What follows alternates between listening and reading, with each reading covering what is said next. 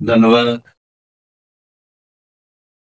ইজিএনএ এর পক্ষ থেকে সকল শিক্ষার্থীদেরকে জানাই সাদর সম্ভাষণ।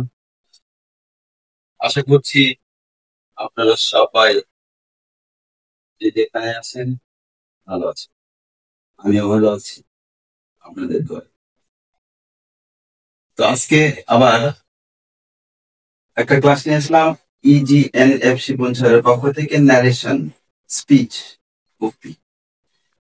ষষ্ঠ, সপ্তম, অষ্টম, নবম শ্রেণী, এসএসসি, এইচএসসি সকল শিক্ষার্থীর জন্য ন্যারেশন একটি ভেরি ইম্পর্টেন্ট ক্লাস। অনেক ক্লাস করেছে নিত করবে, ন্যারেশন হয় না, বুঝি না, ন্যারেশনের অনেক পড়া। তো চেষ্টা করবো ন্যারেশনটা সহজ করার।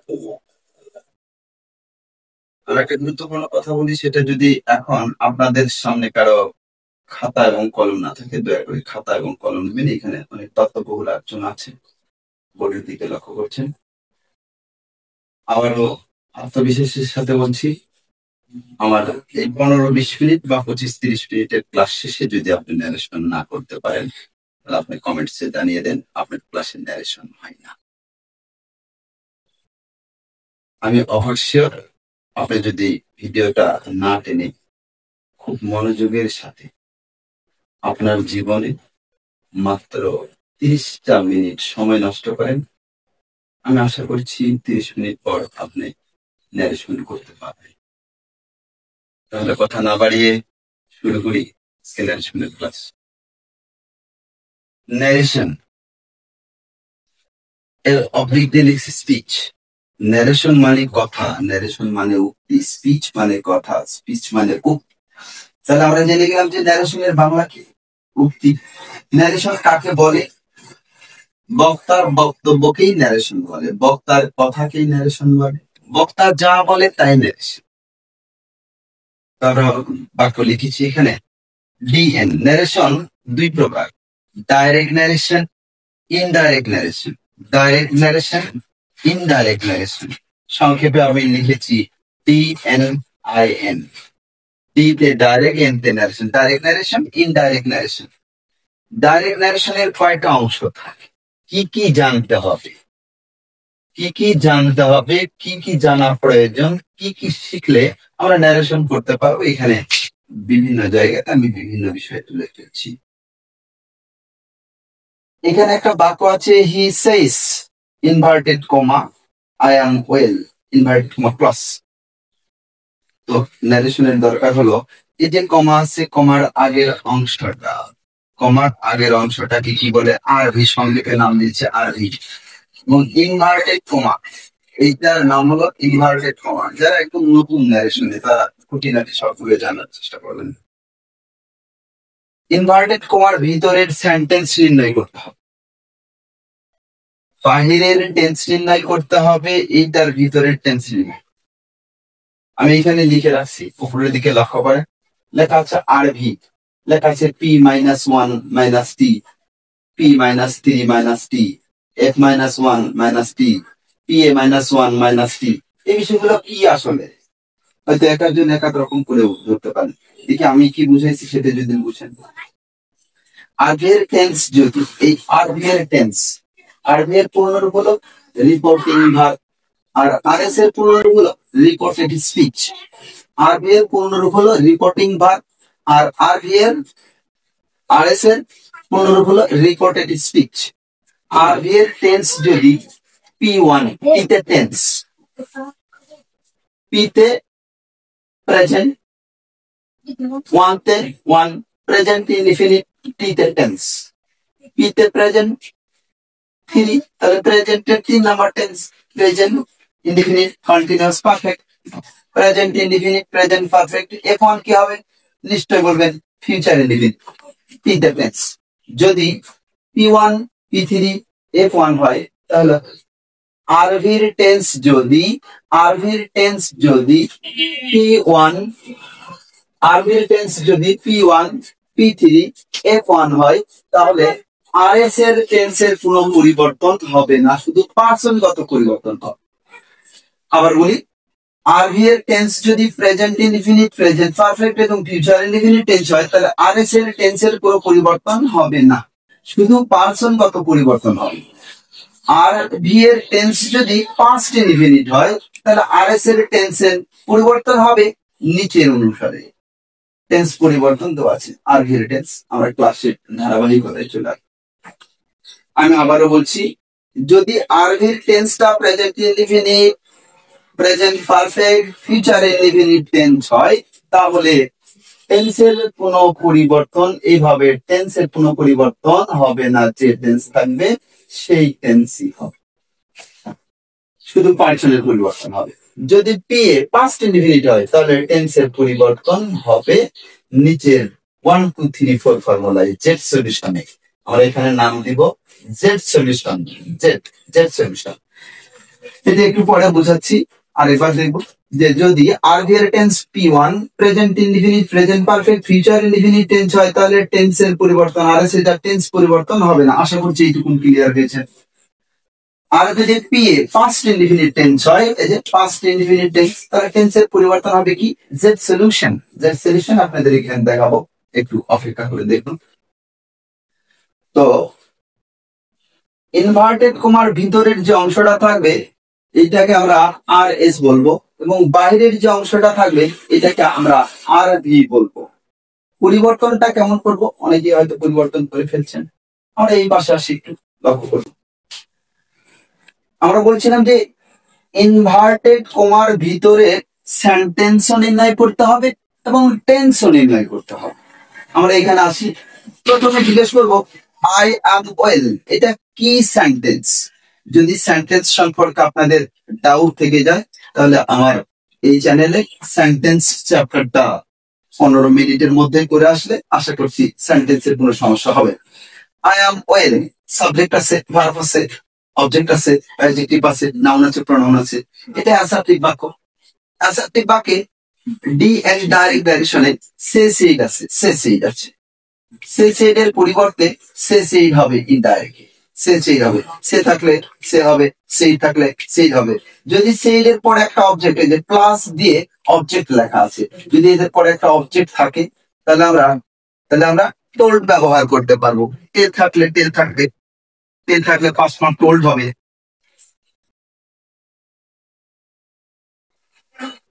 ইনভার্টেড কমা তুলে দিয়ে অ্যাসার্টিভে দ্যাট বসবে, ইনভার্টেড কমা তুলে দিয়ে অ্যাসার্টিভে দ্যাট বসবে, কনজাংশন দ্যাট বসবে। তাহলে আমরা দেখি এটা করতে পারি কিনা। সাবজেক্ট আছে হি, আরবি এর সাবজেক্ট আছে হি, সে আছে সেস। এখন প্রশ্ন করতে পারেন সের সাথে এস কেন? বিভিন্ন জায়গাতে দেখি সের সাথে এস নেই। আমার টেন্সের ক্লাসটা, ইংরেজি টেন্স ক্লাসটা দেখবেন। সাবজেক্ট থার্ড পারসন সিঙ্গুলার হলে ভার্বের সাথে এস বা ইএস যুক্ত হয়, এই জন্য সাবজেক্ট থার্ড পারসন সিঙ্গুলার আছে হি, ভার্বের সাথে এস, ইএস অথবা আইএস যুক্ত হয়। আপনারা যদি এস, ইএস, আইএস সম্পর্কে জানতে চান, আমার টেন্স ইংরেজি টেন্সের ক্লাসটা ভালো করে দেখে আসবেন, এবং পার্সনের ক্লাসটা দেখে আসলে নিশ্চিত আপনি কোনো পার্সনের কোনো ভুল করতে পারবেন না। ধন্যবাদ। আমি আজকে ন্যারেশনের ক্লাসটা শুরু করছি, শেষ করি। হি সেস, আমি কি লিখলাম? হি সেস, কথায় দেখে লিখলাম, সে থাকলে সে হবে। থার্ড পারসন সিঙ্গুলার, তাই এস আছে, এস লাগাইছি। যদি সেই থাকে তাহলে পাস্ট পার্টিসিপল সেই করব। তাহলে আমরা ইনভার্টেড কমা তুলে দিয়ে, এইখানে ইনভার্টেড কমা তুলে দিয়ে, এই ইনভার্টেড কমা তুলে দিয়ে এখানে অ্যাসার্টিভ কি বসবে? এখানে লেখা আছে অ্যাসার্টিভ, সে সেটের পরিবর্তে ইনভার্টেড কমা তুলে দিয়ে দ্যাট বসে লেখা আছে। তাহলে আমরা ইনভার্টেড কমা তুলে দিয়ে দ্যাট বসিয়েছি। এই পর্যন্ত কি কার কোনো প্রশ্ন আছে? যদি প্রশ্ন থাকে তাহলে কমেন্ট বক্সে অবশ্যই জানাবেন। It says that, এখন বিষয়টা আপনারা এখানে আসবেন। SON 1 2 3, SON কথিত। আমি যদি বলি যে এটা কি সিস্টেম, তো আপনি বলতে পারেন এটা যোগ অঙ্ক না বিয়োগ অঙ্ক না ভাগ অঙ্ক, বোঝা যায় না। তো আমি কেমন ভাবে কি সাজাইছি একটু দেখবেন। SON সম্মানের পুত্র মনে রাখার জন্য বলতে পারেন ওসামা বিন লাদেন ছিল। কথিত আছে, সত্য কিনা জানি না। 19টা বিয়ে করেছেন, 19টা স্ত্রী সহ তার 123টা সন্তান ছিল। তো 123টা সন্তান মূলত সেটা বোঝা হয়নি।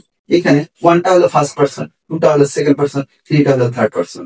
এস তো হলো সাবজেক্ট, ও তো হলো অবজেক্ট, এন তো হলো নাউন। তো অথবা নান বলতে পারি আমরা। যদি আরবি এর সাবজেক্টটা আরএস এর সাবজেক্টটা ফার্স্ট পারসন হয়, যদি আরএস এর সাবজেক্ট, এটাকে আমরা ইনভার্টেড কমা লিখতে এটাকে আমরা কি বলছি আরএস বলেছি, আরএস এর সাবজেক্ট যদি ফার্স্ট পারসন হয় তাহলে আমরা কাকে ফলো করব, সাবজেক্টকে, বাইরের সাবজেক্টকে ফলো করব। বাইরের সাবজেক্ট কোনটা, এখন আমি আরবি মিশিয়ে দিলাম, বাইরের সাবজেক্ট হি, তাহলে এখানে হি বসবে, বসিয়েছি।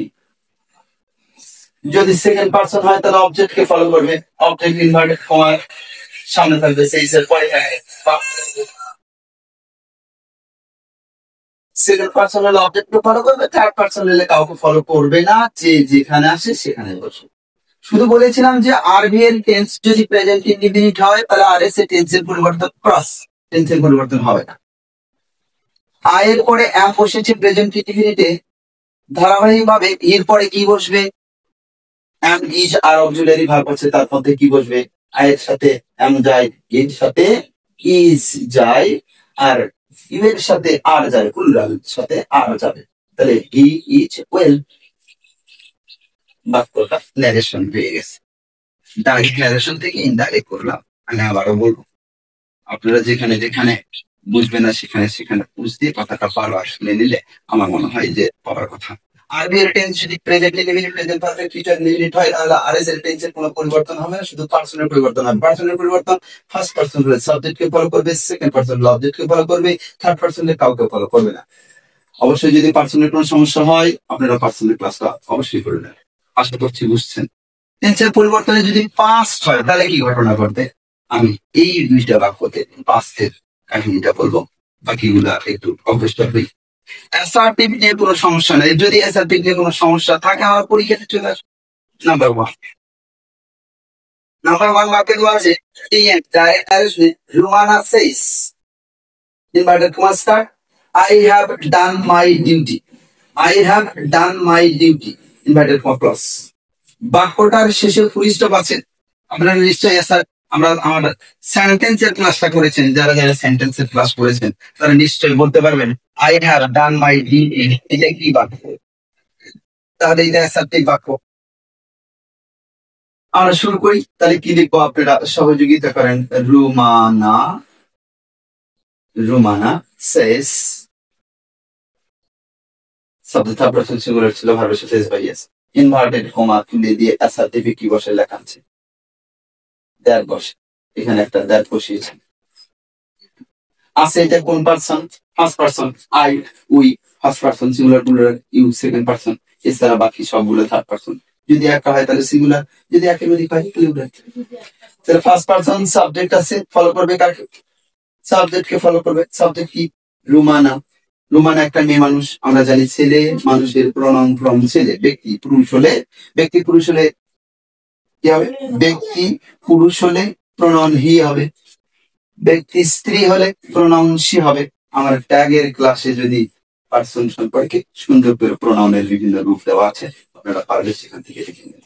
রুমানা সেইজ দ্যাট, তাইলে আমি রুমানাকে ফলো করছি, রুমানার প্রনাউন ফ্রম শি, তাহলে আমরা এখানে শি বসিয়েছি। যেহেতু আমি বলেছিলাম যে আরবির টেন্স যদি present indefinite, present perfect, future indefinite tense হয়, টেন্সের পরিবর্তন ক্রস, তাহলে এটাও টেন্সের পরিবর্তন হবে না। তাহলে আছে হলো present perfect, subject plus have has, মূল ভার্বের ভিত্তি প্লাস অবজেক্ট এক্সটেনশন, তাহলে প্রেজেন্ট পারফেক্ট এর গঠন আছে। তো সেই ধারাবাহিকতায় এর পরে হ্যাভ যায়, সি পরে কি যাবে, হ্যাভ দেবো, কেন হ্যাভ দেবো, হ্যাজ দেবো, কেন দেবো। সাবজেক্ট থার্ড পারসন সিঙ্গুলার হলে মাত্র হ্যাজ বসবে, বাদ বাকি সব জায়গাতে হ্যাভ বসবে। আমি কথাটা আরেকবার বলে দিচ্ছি, কথাটা ইম্পর্টেন্ট। সাবজেক্ট যদি থার্ড পারসন সিঙ্গুলার হয় তাহলে সেই ক্ষেত্রে হ্যাজ বসবে, আর বাকি সব জায়গাতে হ্যাভ বসবে। আশা করি হ্যাভ আর হ্যাজ এর কনসেপ্টটা ক্লিয়ার হয়ে গেছে। She has done, D-O-N-E, done. এবার আছে পারসন মাইটা কোন পারসন, অবশ্যই বলবেন first person. I me my mine, I me my mine, মাইটা 3 নাম্বার পজিশনে, I subjective case, I objective me positive case, my positive case, my, তাহলে 3 number condition. she has done my, তাহলে first person কাকে follow করে দেখে আসেন। First person কাকে follow করবে? সাবজেক্ট কে ফলো করবে। সাবজেক্ট কি আছে? রুমানা। রুমানার প্রনাউন ফর্ম কি? শি। শির পজিটিভ কেস কি? She positive case she. Her, her. তাহলে আমরা কি বসাতে পারি? এখানে হার বসে। ডিউটি, ডিউটি নারেশন হয়ে গেছে। যদি এই বাক্যের ভিতরে কোনো সমস্যা হয় তাহলে সেটা কমেন্ট বক্সে অবশ্যই জানাবেন। আমি আবার রিপিট করছি, সাবজেক্ট ফার্স্ট পারসন সাবজেক্টকে ফলো করবে, ফার্স্ট পারসন সাবজেক্টকে ফলো করবে, subject Rumana, Rumana pronoun from she, she positive case present perfect tense subject plus have has মূল verb will be after subject plus have has মূল ভার্ব উইল বি।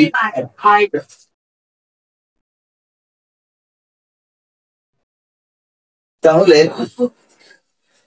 দেখা যায় যে present perfect ছিল, present perfect ছিল, present perfect আছে। এখন আমরা যদি পাস্ট হয়ে যায়, যেমন লেখা আছে Tisha said to me, Tisha subject, said verb, to object, me টা অবজেক্ট। এটা কি টেন্স? সাবজেক্ট প্লাস ভি2। আমরা জানি সাবজেক্ট প্লাস ভি2 ফার্স্ট ইনডিফিনিট টেন্স। লেখা আছে আরভিল টেন্স যদি পাস্ট ইনডিফিনিট মানে PA1 হয়, যদি PA1, PA তে পাস, A তে 1, 1 মানে এক number tense, first indefinite T তে টেন্স যদি হয় তাহলে জেড সলিউশন হবে। জেড সলিউশনটা কেমন?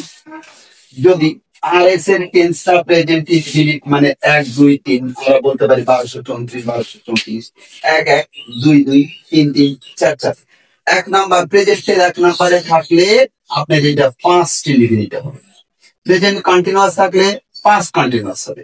প্রেজেন্ট পারফেক্ট থাকলে পাস্ট পারফেক্ট হবে। প্রেজেন্ট পারফেক্ট কন্টিনিউয়াস থাকলে পাস্ট পারফেক্ট কন্টিনিউয়াস। মজার বিষয়, পাস্ট ইনডিফিনিট যদি থাকে তাহলে কি করব?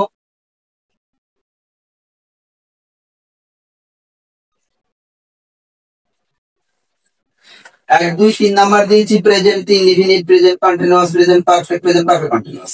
পাস্টে যে 1 2 3 দিছি আমি, তাহলে এখানে লিখবো যে past indefinite, past continuous, past perfect. তাহলে হবে কি? পাস্ট ইনডিফিনিট টেন্স থাকলে পাস্ট পারফেক্ট হবে, পাস্ট কন্টিনিউয়াস থাকলে পাস্ট পারফেক্ট কন্টিনিউয়াস হবে, পাস্ট পারফেক্ট থাকলে পাস্ট পারফেক্ট টেন্স হবে, কোনো পরিবর্তন হবে না। তাহলে প্রেজেন্ট ইনডিফিনিট থাকলে তাহলে পাস্ট এখান থেকে টেনে নিয়ে আসি, এখানে কন্টিনিউয়াস এখানে টেনে নিয়ে আসি, পারফেক্ট এখানে নিয়ে আসি। তাহলে দেখা যায় যে 1 1 1 3 একটা জেড এর মতো হয়ে গেছে না? প্রেজেন্ট ইনডিফিনিট থাকলে পাস্ট ইনডিফিনিট হবে, যদি পাস্ট ইনডিফিনিট থাকলে পাস্ট পারফেক্ট হবে। তাহলে আমি জেড সলিউশনের কথা বলছিলাম। তাহলে আমার এখানে টেন্স দেখবো কি টেন্স আছে। You are reading a book, you are reading a book subject প্লাসে আমি যার মূল ভার্বের সাথে ING present continuous. Present continuous প্রেজেন্টের কয় নাম্বার? 2 নাম্বার। প্রেজেন্টের যদি 2 নাম্বার হয় তাহলে কয় নাম্বার হবে? পাস্টের 2 নাম্বার হবে। তাহলে আমরা আসেন এই বাক্যটা পড়ি। এই বাক্যটা কি বাক্য? অ্যাসার্টিভ বাক্য, ফুল স্টপ আছে, অ্যাসার্টিভ বাক্য। এই যে সাবজেক্ট আছে তিশা, তিশা সে, সেইডের পরে অবজেক্ট থাকলে আমরা বলছিলাম যে যদি প্লাস দিয়ে অবজেক্ট থাকে তাহলে আমরা টোল্ড দিতে পারি অথবা সেই টু দিতে পারি। আমরা টোল্ড ব্যবহার করলাম, টোল্ড মি। আমি এখানে একটা তীর চিহ্ন দিয়ে দিলাম যে এখানে সেই টু এর পরিবর্তে টোল্ড বসেছে, অথবা আমরা এখানে সেই টু রাখতে পারি। ইনভার্টেড কমা তুলে দিয়ে অ্যাসার্টিভে কি বসেছে দেখবো। ইনভার্টেড কমা তুলে দিয়ে, ইনভার্টেড কমা তুলে দিয়ে অ্যাসার্টিভে দ্যাট বসেছে। তাহলে আমরা এখানে একটা দ্যাট বসিয়ে দেব। এবার লক্ষ্য করুন যে ইউটা কোন পার্সন, ইউটা কোন পার্সন? ইউটা নিশ্চয় সেকেন্ড পার্সন। সেকেন্ড পার্সন হলে কাকে ফলো করবে? ওতে বলেছিলাম অবজেক্ট, এসতে বলেছিলাম সাবজেক্ট। তাহলে ও যদি অবজেক্ট হয় তাহলে সেকেন্ড পার্সন, সেকেন্ড মানে 2, অবজেক্ট কে ফলো করবে। অবজেক্ট কি আছে? অবজেক্ট এখানে মি আছে, এখানে অবজেক্ট আছে মি। তাহলে মির সাবজেক্ট ফ্রম, যেহেতু ইউটা সাবজেক্ট পজিশনে বসেছে তাহলে মির সাবজেক্টিভ কেস কি হবে? সাবজেক্টিভ পজিশনে কি হবে? তাহলে আই হবে নিশ্চয়, আই মি মাই, এই যে বলেছিলাম মিটা অবজেক্ট, তাহলে আইটা কি হবে সাবজেক্ট, তাহলে আই বসিয়েছি। প্রেজেন্ট কন্টিনিউয়াস টেন্স আছে, প্রেজেন্ট কন্টিনিউয়াস টেন্স আছে, পাস্ট কন্টিনিউয়াস আছে। পাস্ট কন্টিনিউয়াসে আমি সাবজেক্ট পেয়ে গেছি আই। কিভাবে পেলাম? সেকেন্ড পারসন ছিল, অবজেক্ট কে ফলো করছে, অবজেক্ট ছিল me, me subjective case, nominative case I বসিয়েছি। তাইলে এখন পাস্ট কন্টিনিউয়াস আই এর সাথে অক্সিলিয়ারি ভার্ব দুইটা আছে, ওয়াজ আর ওয়্যার। আই এর সাথে কি যাবে? ওয়াজ যাবে। আই এর সাথে কি যাবে? ওয়াজ যাবে। প্লুরাল যদি হয় সাবজেক্ট তাহলে ওয়্যার দিত। রিডিং, রিডিং এ বুক। আশা করছি আপনাদের অনেক ভালো লাগছে এবং পারতেছি। আমি আরেকটা লক্ষ্য করবো ইন্ট্রোগেটিভ, ইন্ট্রোগেটিভে লক্ষ্য করবেন একটু। ইন্ট্রোগেটিভ বাক্য আমরা শিখেছিলাম অ্যাসার্টিভ সেন্টেন্স নির্ণয় করার সময় শিখেছিলাম যে বাক্যের শেষে কি থাকবে? বাক্যের শেষে প্রশ্নবোধক চিহ্ন থাকবে। কি থাকবে? প্রশ্নবোধক চিহ্ন থাকবে। প্রশ্নবোধক চিহ্ন থাকলেই আমি বুঝিয়ে নেবো এটা ইন্ট্রোগেটিভ। তাহলে এই বাক্যটাতে লেখা আছে শি টল্ড মি, সে আমাকে বলল, which book do you want, কোন বইটি তুমি পছন্দ করো, আপনি কোন বইটি পছন্দ করেন। সেক্ষেত্রে এই বাক্যটার শেষে কি আছে? প্রশ্নবোধক চিহ্ন আছে। তাহলে এটা কি সেন্টেন্স হবে? নিশ্চয়ই ইন্ট্রোগেটিভ সেন্টেন্স হবে। ইন্ট্রোগেটিভ সেন্টেন্সে দেখে আসি, দেন সে অথবা সেড এর পরিবর্তে আস অথবা আস্কড বসে। যদি পূর্বেরটা প্রেজেন্ট থাকে পরেরটা প্রেজেন্ট, পরেরটা যদি পাস্ট থাকে পরেরটা পাস্ট। কিছু চিহ্ন দিয়ে আমি পরের ধাপে এগিয়ে গেছি। দেখেন একটু, ইনভার্টেড কমা তুলে দিয়ে ইয়েস নো লেখা আছে। যদি আমাদের প্রশ্ন কোশ্চেনটা যদি ইয়েস অথবা নো দিয়ে হয় তাহলে ইফ বসাবো অথবা ওয়েদার বসাবো, যেটা আপনার ভালো লাগে। এখন প্রশ্ন হলো ইয়েস নো আমি বুঝবো কিভাবে? অক্সিলারি ভার্ব দিয়ে যদি প্রশ্নবোধক চিহ্ন থাকে তাহলে এটা ইয়েস নো। আমি আরো ভাবে সহজ বলতে পারি, যে প্রশ্নের উত্তর ইয়েস অথবা নো দিয়ে দেওয়া যায় সেটা ইয়েস নো কোশ্চেন। তাহলে ইয়েস নো কোশ্চেন যদি হয় ইনভার্টেড কমা তুলে দিয়ে ইফ বসবে। কি বসবে? ইফ বসবে। ডাব্লিউএস কোশ্চেন দিয়ে যদি প্রশ্নটা শুরু হয় তাহলে ডাব্লিউএস কোশ্চেন নিজেই বসবে। যেমন এই বাক্যটাতে ডাব্লিউএস কোশ্চেন আছে, ডাব্লিউএস কোশ্চেনের ধারা চাইলে আপনাদেরকে শিখিয়ে দেওয়া যাবে। হোয়াট, হুইচ, যে প্রশ্নের আগে ডাব্লিউ এবং এইচ এই শব্দ দিয়ে শব্দ সূচিত এবং শেষে প্রশ্নবোধক চিহ্ন থাকবে তাহলে সেটি ডাব্লিউএস কোশ্চেন। আমরা ডাব্লিউএস কোশ্চেন আছে, ইনভার্টেড কমা তুলে দিয়ে ডাব্লিউএস কোশ্চেন অপরিবর্তিত থাকবে। আমরা এই বাক্যটা করব, চেষ্টা করি। সাবজেক্ট আছে শি,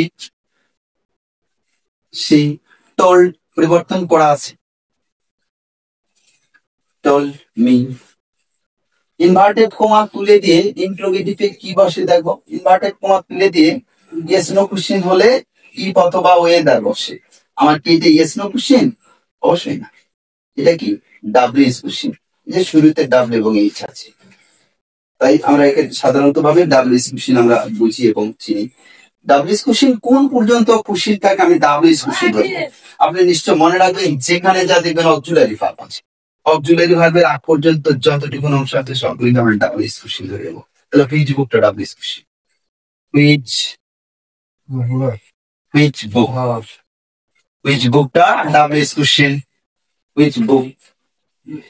পরবর্তী ধাপ হবে কি, আমাদের টেন্সটা নির্ণয় করতে হবে। ডু ইউ ওয়ান্ট, যদি আমরা ডুটা যদি বুঝে ফেলি যে প্রেজেন্ট ইনডিফিনিট টেন্সে সাধারণত প্রশ্নবোধক এবং নাবোধক হলে নেগেটিভ এবং ইন্টারোগেটিভ বাক্য হলে তাহলে আমরা ডু অথবা ডাস, ইন্টারোগেটিভ বাক্য হলে ডু অথবা ডাস প্রেজেন্ট ইনডিফিনিটে থাকে, আমরা এদেরকে ভাড়ার গাড়ি হিসেবে চিহ্নিত করে থাকি। তো সেই ক্ষেত্রে এটা প্রেজেন্ট ইনডিফিনিট টেন্স চলে আসে। প্রেজেন্ট ইনডিফিনিট টেন্স হলে কোন টেন্সে করবো? প্রেজেন্ট ইনডিফিনিট টেন্স আছে, চলে যাব পাস্ট ইনডিফিনিট। তার আগে দেখবো যে সাবজেক্ট কি, সাবজেক্ট আছে সেকেন্ড পারসন, ইউটা কি পারসন? ইউটা সেকেন্ড পারসন। ইউটা সেকেন্ড পারসন ফলো করবে কাকে? ইউটা সেকেন্ড পারসন ফলো করবে কাকে? ফলো করবে ওকে। ও তাকে, ওটা হলো অবজেক্ট। অবজেক্টটা কি আছে এখানে? মি আছে। নিশ্চয়ই পূর্বের বাক্য দেখেছি মিড সাবজেক্টিভ ফ্রম আই, তাহলে ঠিক একই ধারা অনুপাতে মিড সাবজেক্টিভ ফ্রম এখানে আমরা আই বসি। যেহেতু আমার প্রেজেন্ট ইনডিফিনিট আছে, পাস্ট ইনডিফিনিটে পরিণত করতে হবে, তাহলে পাস্ট ইনডিফিনিটের সূত্রে মতে পড়ে subject plus V two. Subject plus V two. এই বাক্যের ভার্বটা কোনটা? ভি টু মানে ভার্বের 2 নাম্বার ফর্ম। তাহলে ভার্ব ওয়ান্ট, ওয়ান্ট মানে চাওয়া। যদি আপনাদের ভার্বের কোনো সমস্যা হয় তাহলে কমেন্টস বক্সে লিখবেন, অবশ্যই ভার্বের ইউনিক ক্লাস দেবো ইনশাআল্লাহ।